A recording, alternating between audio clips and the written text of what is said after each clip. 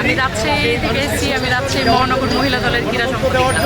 ম্যাডামের জন্য এসেছি। আলহামদুলিল্লাহ ম্যাডাম অনেক সুস্থ হয়েছে। আল্লাহর রহমতে আরও সুস্থ হবে।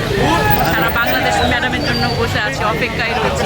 যে এটা তো সবাই জানে। আপনি কি ম্যাডামকে কাছের থেকে দেখছেন? হ্যাঁ, অবশ্যই ওনার সাথে আমাদের কথা বলার সুযোগ হয়েছে আলহামদুলিল্লাহ।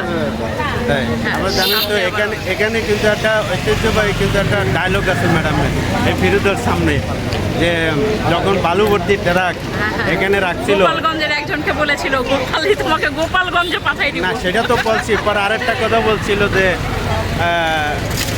এত কথা বলেন না, এই পেশিবাদী এই খুনি হাসিনা এই দেশের থেকে বিতাড়িত হবে এবং পলানের জায়গা পাবে না। আপনার কি কথাটা মনে আছে? অবশ্যই অবশ্যই, আর ম্যাডামের সেই কথাটা অবশ্যই ভুলে গেছে আল্লাহর রহমতে।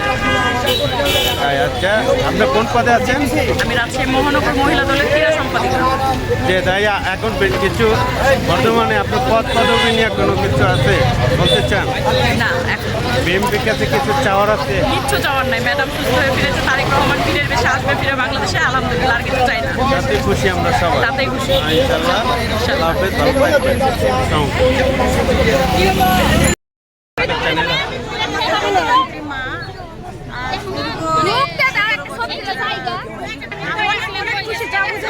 আচ্ছা, আপনি কি নেত্রীর কাছের থেকে কখনো দেখছেন? আচ্ছা, একটা কথা, এই জায়গার একটা ঐতিহ্যবাহী ডায়লগ আছে ম্যাডামের, আপনার মনে আছে? এই জায়গায় যখন বালুর বস্তা দিয়ে রেখেছিল ম্যাডামই একটা কনফারেন্সে একটা ডায়লগ দিছিল, আমি মনে করে যে সেই ডায়লগটা ছিল এরকম, যে একদিন এই দেশের থেকে খুনি হাসিনা পালাবে, বিতাড়িত হবে কিন্তু পালানোর সময় পাবে না। এই ঐতিহ্যবাহী ডায়লগ, তাই না? আজকে সেই জায়গায় ফিরে আসতেছে, কেমন লাগছে? সাথে আসতেছে দেশ নায়ক তারেক রহমানের মিসেস জুবাইদা রহমান, আমাদের বাবির উদ্দেশ্যে কিছু বলেন।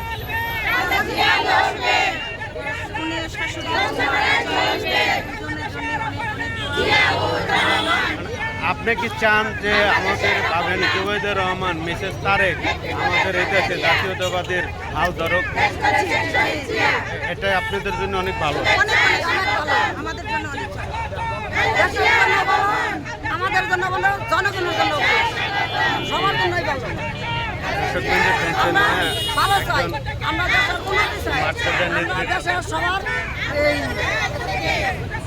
যাতে সবাই দেশ রক্ষা করে চলতে পারি, আমরা সেই পর্যায়ে আমরা চলতে চাই।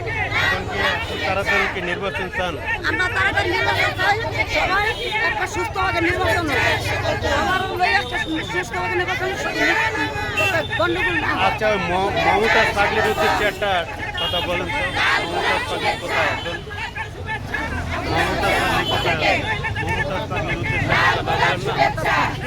মমতা পাগলি পার্লামেন্টে বলছিল না যে তার বড় নাম জিয়া, উনি এখন কোথায়?